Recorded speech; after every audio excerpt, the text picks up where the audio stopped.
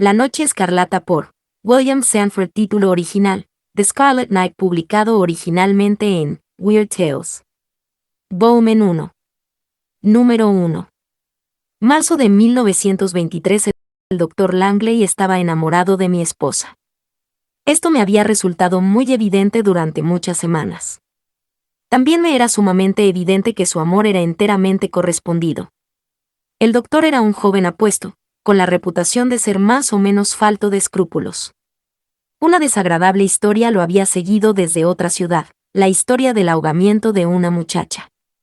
Aunque el veredicto del forense había sido de muerte accidental por ahogamiento, se decía que había quienes pensaban que el doctor sabía mucho más del asunto de lo que había salido a la luz, y los rumores aseguraban que había abandonado aquel lugar porque ya no era popular allí. El doctor, sin embargo, poseía una personalidad agradable y un modo de ser que tenía el efecto de desarmar cualquier prejuicio contra él.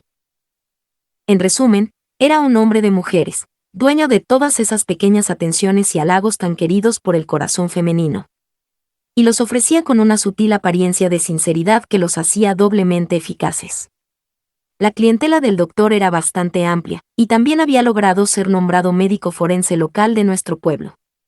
Estaba profundamente interesado en su profesión elegida, y aún fascinado por la sala de disección. Poseía un elegante automóvil de turismo con el cual, como yo sabía, mi esposa estaba muy familiarizada. Mi esposa tenía 25 años, 15 menos que yo, era bonita y de mucho encanto en el trato, aunque poseía cierta dureza de carácter y una falta de simpatía hacia el sufrimiento ajeno, poco común en una joven de buena educación. Provenía de una excelente familia, estaba bien instruida y siempre había frecuentado buena sociedad. Yo había sido algo aficionado a la bebida fuerte antes de casarnos, pero había logrado ocultárselo en cierta medida. Ella sabía que bebía, pero pensaba que no más de lo que muchos hombres hacen en sus clubes. De mis varias juergas desenfrenadas fuera de la ciudad, jamás había oído hablar. Mis hábitos de bebida habían aumentado, en lugar de disminuir, desde mi matrimonio, y ya no hacía ningún esfuerzo por ocultar a mi esposa mis ocasionales y lúgubres arrebatos de embriaguez.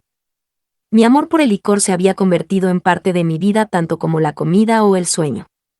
Mi puesto como subgerente en una gran casa mayorista era bastante seguro, y difícil de reemplazar, lo que quizá explicaba que la empresa aún me mantuviera. Una fría y desolada noche de noviembre, mientras jugaba a las cartas en mi club, y, gracias a los contrabandistas de ron que prosperaban en nuestro pueblo, bebía whisky, escuché una voz extrañamente familiar llamarme por mi nombre en saludo y, al levantar la vista, me llenó de alegría contemplar a un viejo amigo de tiempos pasados, a quien no había visto en varios años. Había hecho una parada en su camino hacia otra ciudad. El momento era propicio para una celebración en honor a nuestro encuentro. Mi amigo sacó de su maleta una petaca de un cuarto de whisky, diciendo que era el duplicado de otra que ya había probado, y me habló de su edad, fuerza, excelente calidad y del alto precio que se había visto obligado a pagar por ella. Acto seguido me la obsequió. Le agradecí efusivamente y abrí la petaca, y todos bebimos un par de rondas de ella. Todo ese día, y el anterior, yo había estado bebiendo más o menos en exceso. Reanudamos las cartas y jugamos hasta pasada la medianoche, cuando, tras muchos apretones de manos, me despedí de mi amigo, que debía tomar un tren para llegar a su destino al mediodía siguiente. Al disolverse la partida, tuvimos una ronda final de tragos y me tambaleé hacia la noche. El aire fresco pronto despejó mi cerebro algo aturdido. También comencé a temblar de frío. Recordando la generosa petaca de whisky en mi bolsillo, regalo de mi amigo, la descorché y bebí un largo trago, regocijándome en el hecho de que la botella aún estaba casi en 2/3 llena. Al llegar a casa, fui directamente a mi dormitorio. Mi esposa estaba sentada en una silla junto a la ventana, con su bata de casa. Al entrar, se levantó y, sin preámbulos, me pidió de inmediato que le concediera el divorcio para poder casarse con el Dr. Langley. Dijo que no había razón para que yo no lo hiciera, pues así podría casarme con alguna mujer que me quisiera, y que ella sería feliz con el hombre al que había aprendido a amar. La brusquedad de su petición, junto con la fría y objetiva manera en que la expresó, me dejó atónito, pero, recobrando apresuradamente la compostura, me negué rotundamente a tal acción, Le dije a mi esposa que debía permanecer fiel a sus votos matrimoniales y que nada me induciría jamás a concederle el divorcio que deseaba. Además, le dije que el doctor era un canalla, que muchas personas creían que había asesinado a una muchacha antes de venir a nuestro pueblo. Ante esto, mi esposa se puso lívida de furia, me acusó de mancillar deliberadamente el carácter del doctor por celos y declaró que jamás volvería a vivir conmigo. Al día siguiente, sin embargo, parecía muy cambiada. Fue muy amable, incluso tierna, conmigo. Paseamos por el pequeño jardín de nuestra casa, como solíamos hacerlo en los primeros días de nuestro matrimonio, y me sentí confiado de que había decidido apartar al doctor de su mente y permitir que nuestra vida conyugal continuara como de costumbre. Conversamos agradablemente en la mesa de la cena aquella noche, y como de costumbre bebí una taza de café fuerte después de la comida. Unos momentos más tarde, un pesado sopor se apoderó de mí y no supe nada más. 2. Desperté con una sensación de sofocación, como si 1000 toneladas de peso descansaran sobre mi pecho. Jadeé buscando aire. Estaba sufriendo tormento. A mi alrededor todo era negrura, una negrura impenetrable. Moví las manos y encontré tablas, arriba y a cada lado. Gradualmente, para mis sentidos entumecidos, llegó la horrible comprensión, y el sudor frío brotó en mi cuerpo, había sido enterrado vivo. La terrible revelación tuvo la tendencia de aclarar mi mente en cierta medida, a pesar de la dificultad que encontraba para respirar. Ahora lo veía todo. Mi esposa me había dado algún poderoso narcótico en el café, una droga obtenida del doctor. Ellos habían planeado y tramado aquello en caso de que yo me negara a consentir el divorcio. Probablemente sabían que aún estaba vivo cuando me enterraron. El doctor, como médico forense, había presentado algún informe ficticio de muerte por causas naturales, y habían arreglado un funeral apresurado. Como había logrado respirar tanto tiempo dentro del ataúd, bajo el efecto de la droga, no lo sabía. Ahora que estaba plenamente consciente otra vez, me sentía asfixiarme. Ningún poder de la imaginación puede retratar el horror y la tortura mental que mi terrible situación me imponía. Debía morir una lenta y espantosa muerte, mientras los responsables de aquel crimen infernal se divertían y quedaban impunes. Los minutos parecían arrastrarse como horas, mientras yacía allí luchando por respirar. De pronto, en medio de la horrible negrura silenciosa, escuché un ruido sobre mí. Escuchando, con cada nervio desgarrado en tensión, lo oí acercarse, más cerca, más cerca. Al principio no pude comprenderlo, no podía entender, y entonces, de repente, la verdad se me reveló con horrible intensidad, los ladrones de cadáveres venían por mí para la sala de disección. Intenté gritar, pero fui incapaz de emitir sonido alguno, debido a mi condición de sofoco. Llegaron al ataúd, y escuché la pala raspar contra él. Luego sentí que me levantaban lentamente hacia arriba, y el ataúd fue arrojado al suelo. Entonces escuché una voz, y mi sangre se heló, pues era la voz del doctor Langley. La droga era oriental, decía. Produce una apariencia de muerte que dura mucho tiempo, pero probablemente murió unos minutos después de ser enterrado. Estoy ansioso por disecar y ver qué efecto tiene tal droga en el cuerpo humano. Y entonces, con un terrible sobresalto, escuché la voz de mi esposa, no me importa. Haz lo que quieras. Lo odié desde el momento en que se negó a darme el divorcio. Incluso podría verte despedazar su cuerpo. Me esforcé por incorporarme en el ataúd, jadeando por el aliento de vida, y entonces la tapa fue forzada, y, reuniendo todas mis fuerzas agonizantes, me levanté de pie, agitando el brazo frenéticamente de un lado a otro, e inhalando una gran bocanada del aire vital de la noche. El doctor dejó caer la pala al suelo sin decir palabra, retrocedió tambaleante y cayó de rodillas, mientras mi esposa lanzaba un horrendo grito de terror. Luego tomó un cuchillo de su estuche de instrumentos de disección y pasó la hoja afilada como navaja por su garganta. Después se arrojó sobre el doctor postrado, su sangre empapando su cuerpo. Con los sentidos tambaleantes, avancé trastabillando, tropecé con mi ataúd y caí desvanecido al suelo. 3. Nadie cree mi historia. Tampoco tú lo harás. Se la he contado a todos, pero no me creen. Estoy en un hospital, donde me dicen que he estado varios días. Es un hospital de prisión, donde guardias uniformados patrullan los pasillos, no sea que incluso los enfermos intenten escapar. Me preguntan si no recuerdo que aquella noche regresé del club en un frenesí ciego de bebida y encontré a mi esposa y al doctor Langley juntos. Me dicen que lo estrangulé con tal ferocidad y fuerza que mis dedos se hundieron en la carne de su cuello. Me dicen que mi esposa, gritando de terror, intentó escapar, y que, justo cuando la gente del apartamento contiguo irrumpió en la habitación, yo tomé una navaja del tocador y le corté la garganta de oreja a oreja, arrojando su cuerpo, con la sangre manando de la herida, sobre el del doctor. ¿Van a ahorcarme por este doble crimen que no cometí? No creerán mi historia. Y sin embargo, cada detalle de ella es tan claro para mí como las estrellas que brillan en los cielos. Fin. La Casa de la Muerte por F. George Stroop. Título original, The House of Death, publicado originalmente en Weird Tales. Volumen 1. Número 1. Marzo de 1923. Las tres mujeres miraban alrededor de la pequeña cocina. Por alguna razón, cada una parecía evitar la mirada de las otras. «Dios mío, qué calor hace aquí», exclamó la señora Prentice, moviéndose hacia la ventana del norte para abrirla. Al apuntalar el pesado marco con una delgada tabla que yacía en el alféizar, una ráfaga de viento caliente barrió la habitación desde un campo de maíz reseco por la sequía en Kansas.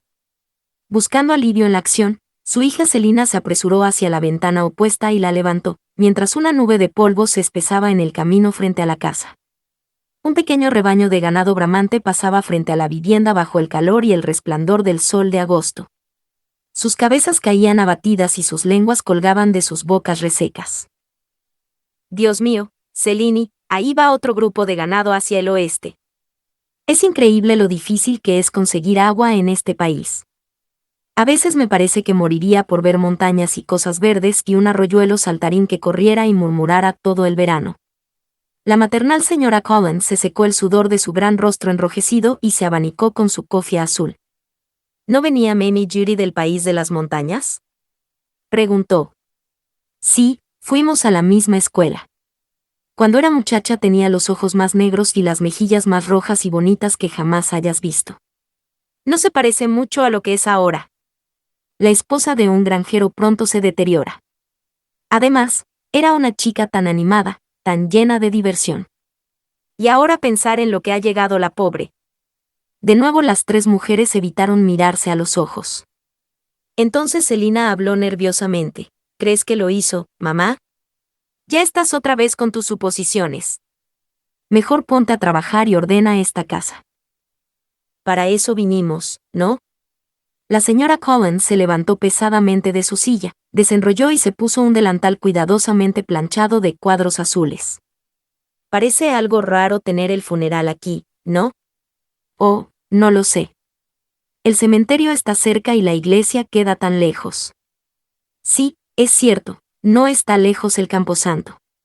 Siempre me pareció que a mami le resultaba algo lúgubre, siempre viendo el cementerio, justo por esa ventana sobre la estufa.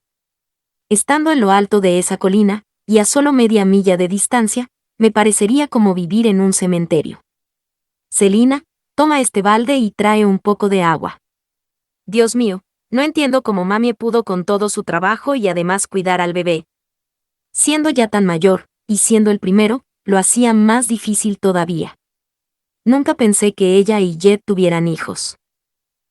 Sí que hace falta arreglar bastante las cosas, dijo la señora Collins, recogiendo algunas prendas y objetos de un rincón, donde habían estado tanto tiempo que habían acumulado una capa de polvo acre. Mira nada más el revestimiento de esta hornilla. ¿Cómo supones que mami lograba cocinar en ella? Debió de ser bastante difícil. No tenía las cosas tan bien dispuestas como algunas de nosotras, siquiera. Verás, no tenían mucho dinero para gastar en cosas. La agricultura en Kansas no ha sido un buen negocio en los últimos años. Cuando no está demasiado húmedo, está demasiado seco, o demasiado caliente, o demasiado frío, o algo. Sí, parece que siempre hay algo. Bueno, ya terminé con el barrido. Dejaremos que Selina friegue, mientras nosotras arreglamos la sala. Las dos mujeres abrieron la puerta hacia la sala. Las persianas estaban fuertemente cerradas y el olor a humedad daba testimonio de su largo abandono. 2. Dios mío. Mira eso, ¿quieres? La señora Prentice señaló un vaso barato de vidrio coloreado sobre la mesa del centro, que contenía un triste ramito, una siempre viva, 6 pálidas espigas de un pasto áspero y una hoja de papel cuidadosamente recortada con un ramillete impreso de azahares. ¿Quién hubiera pensado en intentar hacer un ramo con eso? Recuerdo que cuando estábamos en Tennessee, mami siempre encontraba las primeras flores de lengua de ciervo y otras florecillas tempranas. Nosotras, las chicas mayores, siempre ayudábamos a llenar sus pequeñas manos. Parecía que nunca podía tener todas las que quería. Y luego pensar en vivir aquí, donde no hay suficiente agua ni para las cosas que la necesitan, mucho menos para las flores.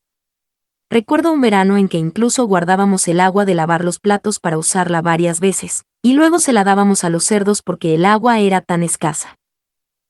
Sí, con la manera en que las esposas de granjeros tienen que preocuparse y luchar, no es de extrañar que tantas se vuelvan locas. Leí en el periódico que venía envuelto en un paquete de la tienda que la mayoría de las mujeres que se volvían locas eran esposas de granjeros más que cualquier otro tipo de mujeres.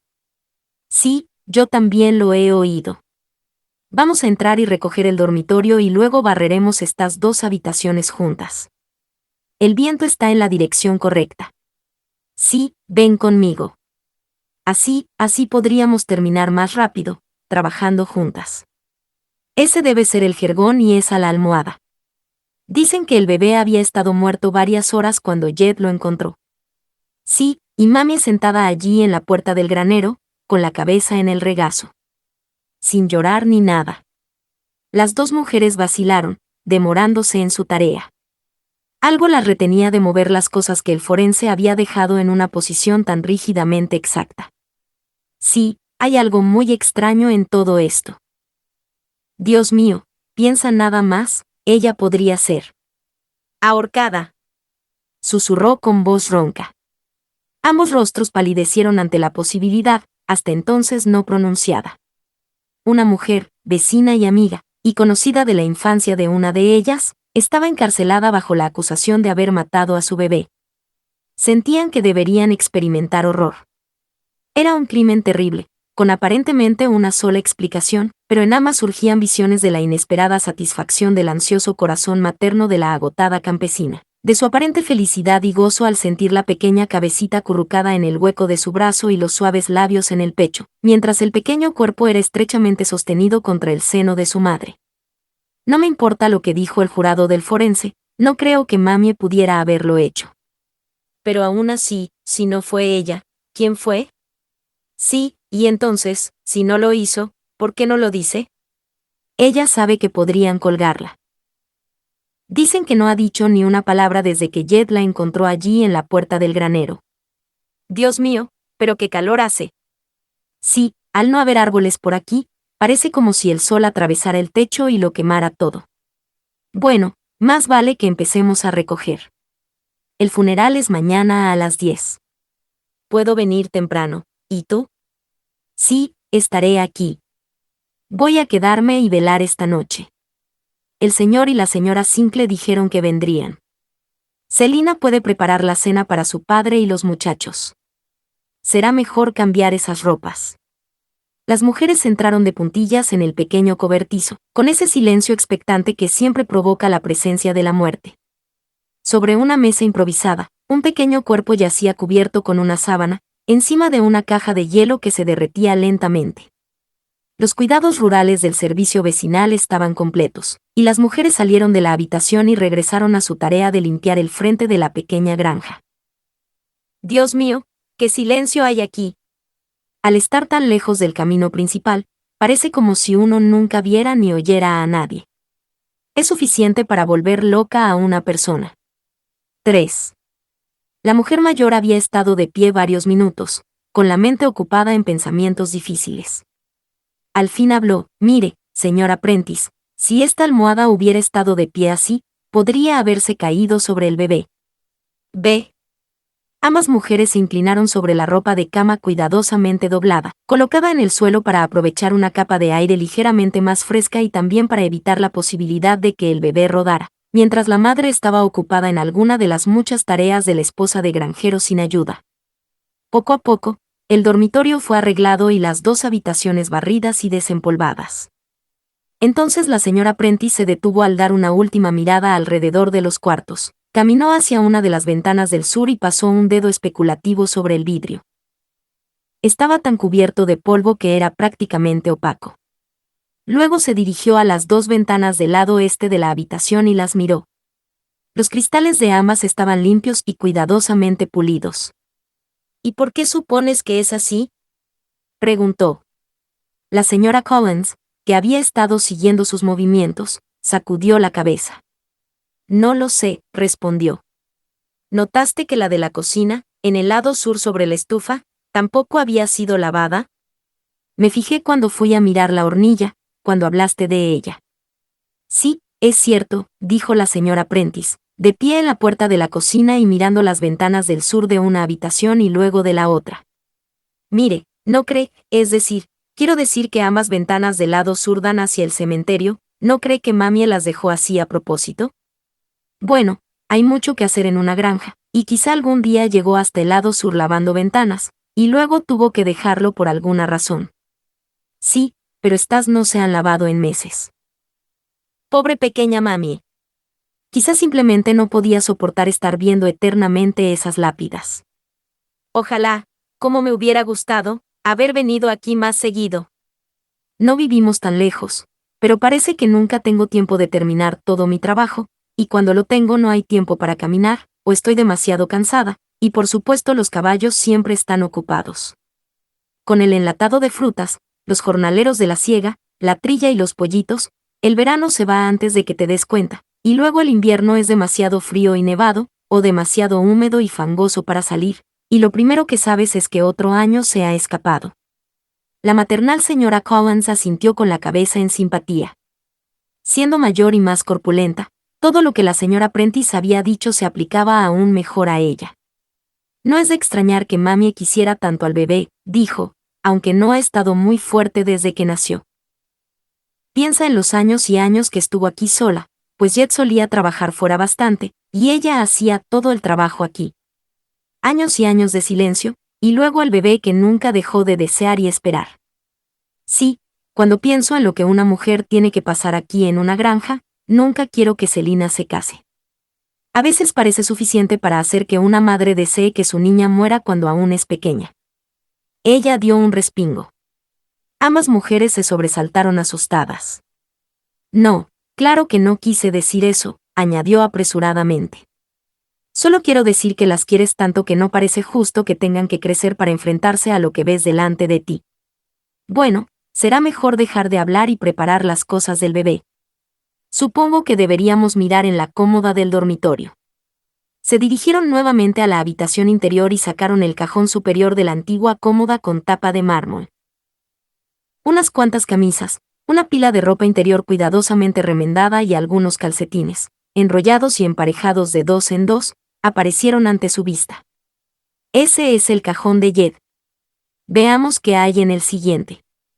El segundo cajón reveló una blusa blanca recién planchada, cuidadosamente doblada sobre una escasa pila de ropa interior femenina. Sin decir palabra, la señora Prentice lo cerró. El tercer cajón resultó ser el que buscaban. Pequeñas pilas de ropa de bebé cuidadosamente confeccionada, de material barato pero con un trabajo de infinita dedicación, aparecieron ante ellas. La señora Collins se secó las lágrimas de la mejilla con la esquina de su delantal. Mira, casi todas hechas a mano y todas blancas. La mayoría son solo sacos de harina, pero fíjate cómo mami los blanqueó. Y mira este deshilado. Mientras hablaba, colocó su mano enrojecida por el trabajo bajo una estrecha franja de encaje abierto. Sí, ya puedes irte a casa, respondió a una pregunta de Selina desde la cocina. Dios mío, cuánto esmero puso en todas estas cositas. Parece como si las hubiera estado preparando todos estos años, y ahora, su voz se apagó en silencio. La pequeña ropa fue colocada sobre la cama, lista para el día siguiente, y las mujeres miraron alrededor como buscando algo más que hacer.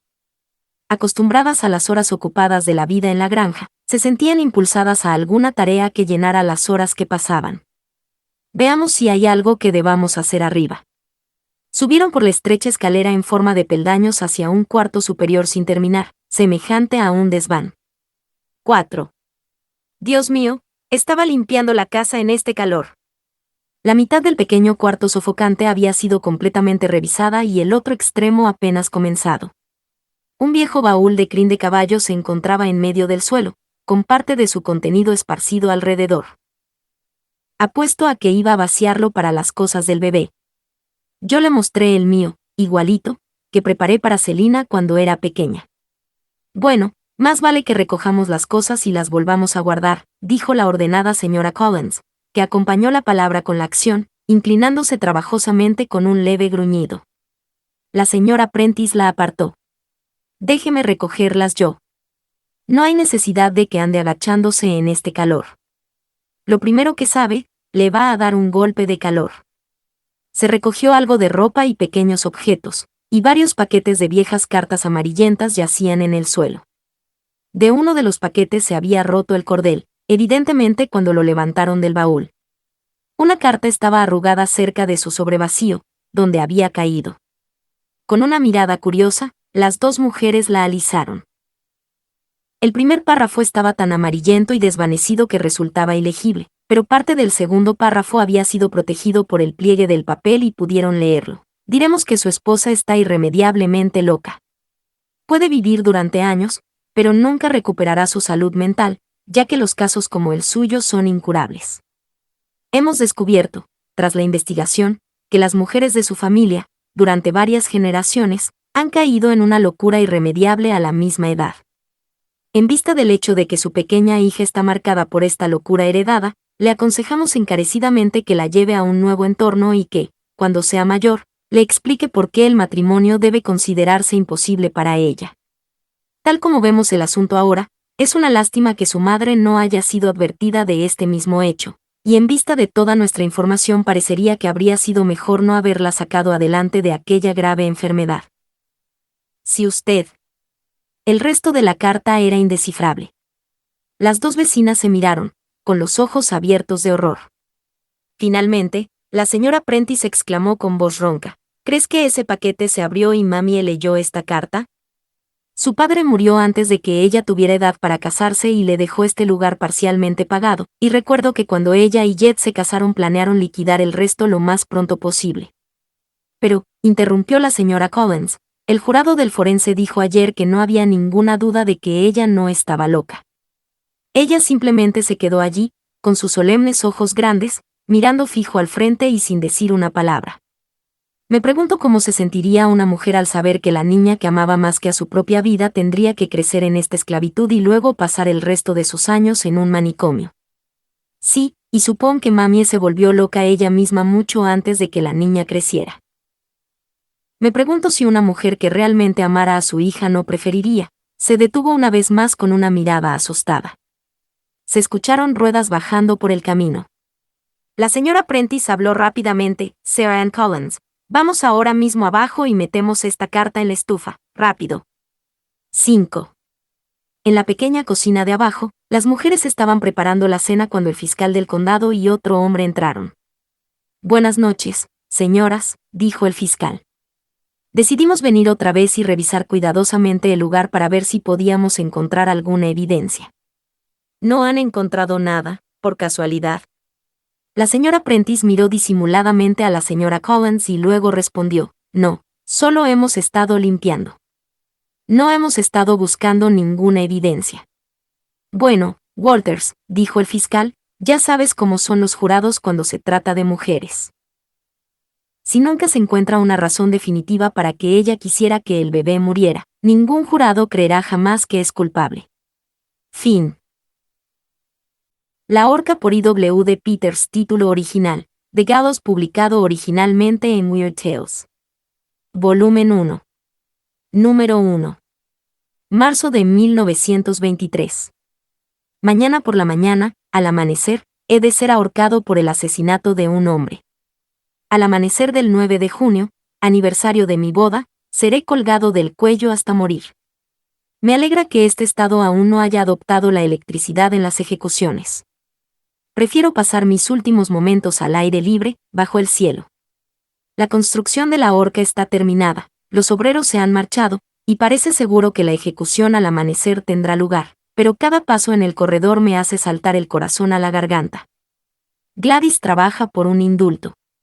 Yo rezo para que no lo consiga. El gobernador está de viaje de pesca, lejos del ferrocarril y del telégrafo. Si no lo localizan en las próximas horas, seré ahorcado. Dios quiera que no lo encuentren. Es la voluntad de Gladys contra la mía. Ella suele ganar, pero cada minuto que pasa disminuye sus posibilidades de salirse con la suya en esto. Son ahora las 12 menos 10. El doctor Brande, capellán de la prisión, acaba de dejarme, satisfecho, pobre hombre, de haber logrado reconciliarme con mi destino. Si hubiera sabido que el alto esqueleto de madera afuera, con su larga cuerda flácida, era para mí un refugio, se habría apartado de mí horrorizado. Las próximas 5 horas serán las más largas de mi vida. Cada paso en el corredor me llena de miedo. No es porque sea culpable del crimen por el que fui sentenciado que me alegra morir. Soy culpable, pero eso no significa que merezca morir. Voy a ser ahorcado mañana al amanecer porque quiero ser ahorcado.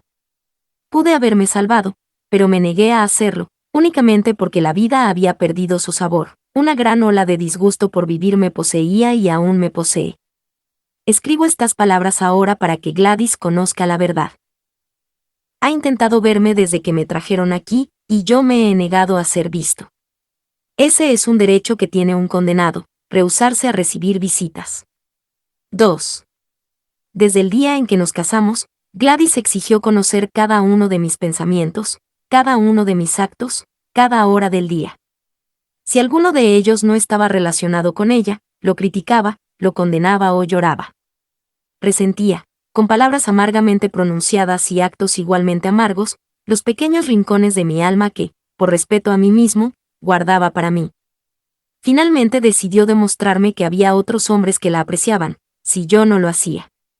Durante un tiempo, después de eso, a todas horas del día y de la noche mi hogar estuvo infestado de holgazanes de salón. Lo soporté sin pronunciar palabra, lo cual la enfurecía aún más. Lester Kahn, un muchacho joven, honesto y sencillo, fue su primera víctima. La primera vez que lo encontré sentado muy cerca de ella en el porche tenuemente iluminado, lo recibí cordialmente. Fumamos y hablamos de nuestros días en el ejército juntos. Sentí que Gladys podía coquetear sin peligro con alguien como Lester, si eso era lo que quería, pero Lester solo volvió unas cuantas veces después de aquello. Durante 2 meses hubo una sucesión de jóvenes rondando la casa. Nuestro hogar no estaba lejos del Westmore Country Club, y los campos de golf llegaban casi hasta nuestro patio lateral. Nuestro porche era un lugar conveniente para pasar a saludar. De repente todo aquello cesó. Gladys estaba fuera gran parte del tiempo, pero como su madre vivía en un pueblo a pocos kilómetros, no pensé en nada de eso. Se volvió muy callada, pensativa, distraída, se sonrojaba con facilidad, parecía no ser ella misma. Al principio estaba bastante desconcertado, luego, de pronto, una explicación para su cambio amaneció en mí. La alegría llenó mi alma. Fui excesivamente tierno con ella, le compré un pequeño automóvil para su cumpleaños, hice todo lo que pude imaginar para su comodidad y placer. Después de todo, me dije, la fase emocional por la que había pasado era natural. El matrimonio es un reajuste más difícil para algunos que para otros. Evidentemente había sido así para Gladys.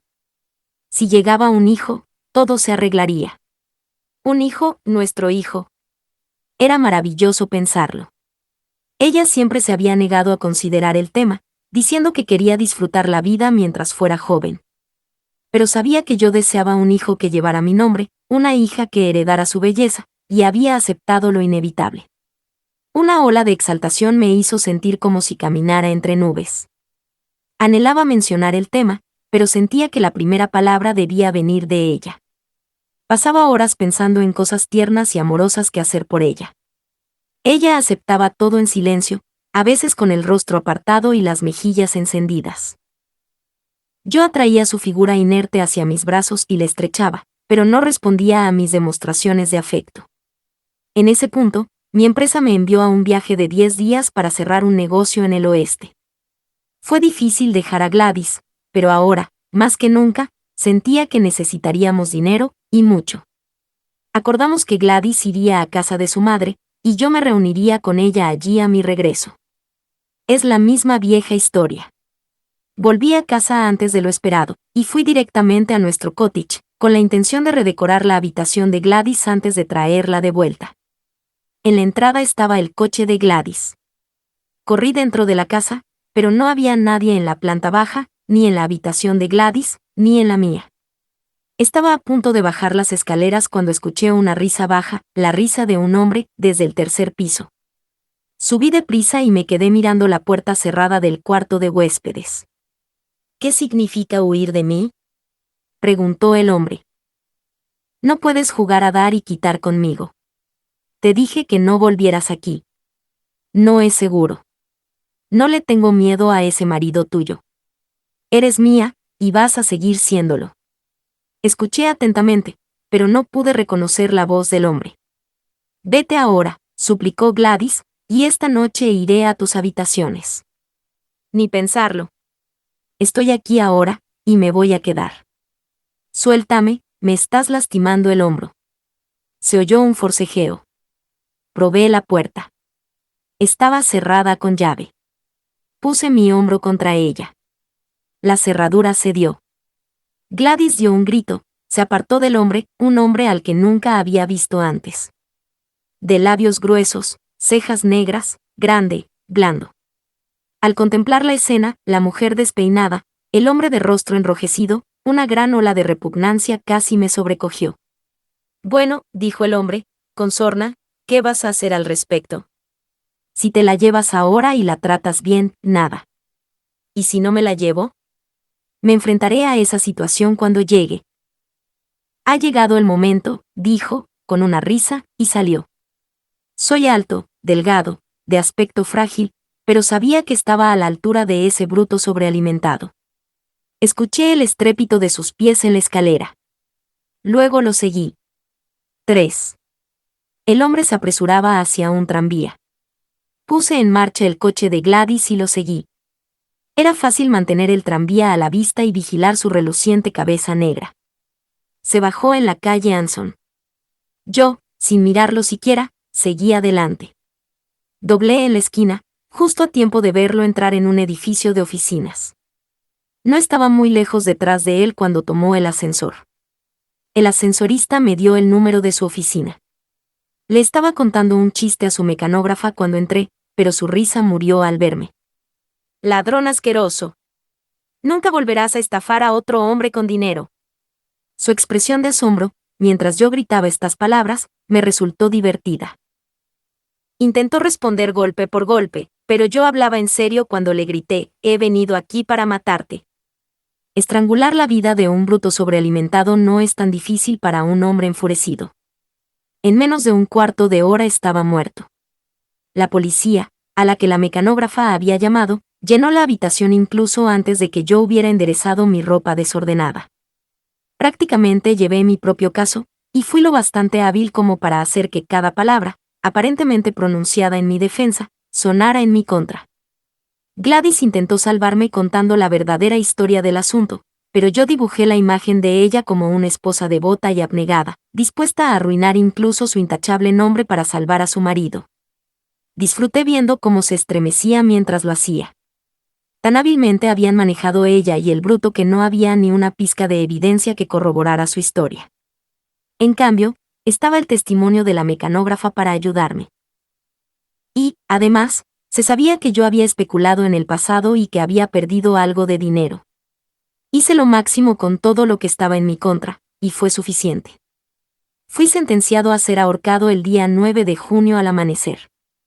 Gladys vino a la cárcel a verme mientras el juicio seguía, pero logré actuar como si mi historia fuera la verdadera y la suya la falsa, y aunque me suplicó que dejara salir la verdad, no quise admitir que la verdad no había salido. La sentencia fue un terrible golpe para ella. Su madre la sacó del tribunal desmayada.